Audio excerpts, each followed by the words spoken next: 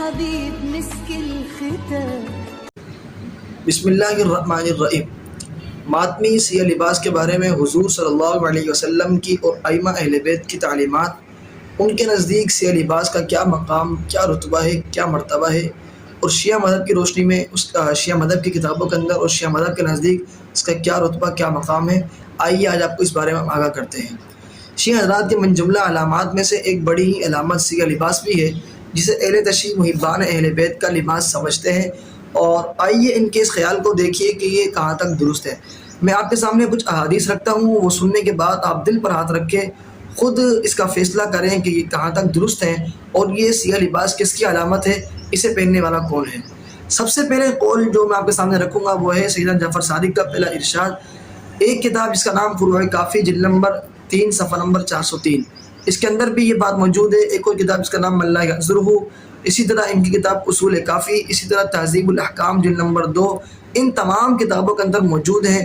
راوی کہتا ہے کہ میں نے سیدنا جعفر صادق سے سیاہ ٹوپی پہن کر نماز پڑھنے کے بارے میں پوچھا، یعنی کہ میں نے سیدنا جعفر صادق سے کالی ٹوپی پہننے کے بارے میں پوچھا. آپ نے فرمایا اسے پہن کر نماز نہ پڑھنا وہ دوزخیوں کا لباس ہے. یہ کون فرما رہا ہے؟ مذہب اہل تشیع کا امام جس کا نام سیدنا امام جعفر صادق ہے، وہ یہ فرما رہے ہیں کہ کالا لباس تو یہ جہنمیوں کا لباس ہے. دوسرا ارشاد ابو بصیر سیدنا جعفر صادق سے، وہ سیدنا باقر سے، وہ سیدنا زین العابدین سے اور سیدنا حسین سے اور سیدنا علی سے روایت کرتے ہیں کہ سیدنا علی نے اپنے ساتھیوں، شاگردوں اور عقیدت مندوں کو جو باتیں سکھلائیں، ان میں سے ایک یہ بھی تھی کہ سیاہ کپڑے نہ پہننا کیونکہ یہ فرعون کا لباس ہے. سیدنا حسین، سیدنا علی، کتنے سارے میں نے آپ کے سامنے اہل بیت کے نام رکھے، سیدنا العابدین، ان تمام کا یہ جو ذہن، ان تمام کی جو رائے ہے وہ رائے یہ ہے کہ سیاہ لباس نہ پہننا. کیوں؟ یہ تو فرعون کا لباس ہے. سیدنا جعفر صادق نے فرمایا یہ سیاہ لباس تو دوزخیوں کا لباس ہے. اب آپ خود اندازہ لگائیں کہ ان کے امام کہتے ہیں کہ کالا لباس دوزخیوں کا، فرعونوں کا ہے.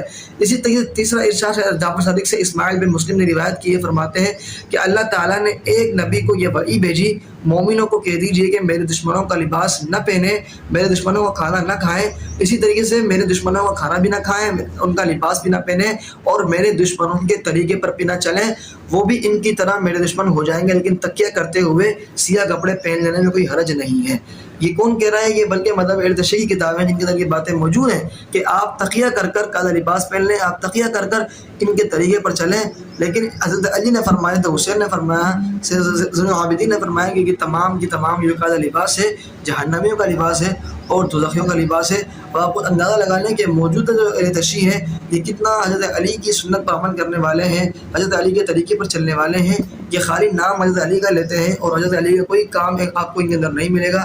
آپ خود اندازہ لگا لیں کہ سیاہ لباس کس قدر حضرت علی کے سامنے اس کی اہمیت تھی، کیا مقام اس کا حضرت علی کے سامنے تھا، کیا مقام اس کا زین العابدین کے سامنے تھا، اور کیا مقام آج کے شیعہ کے سامنے ہے.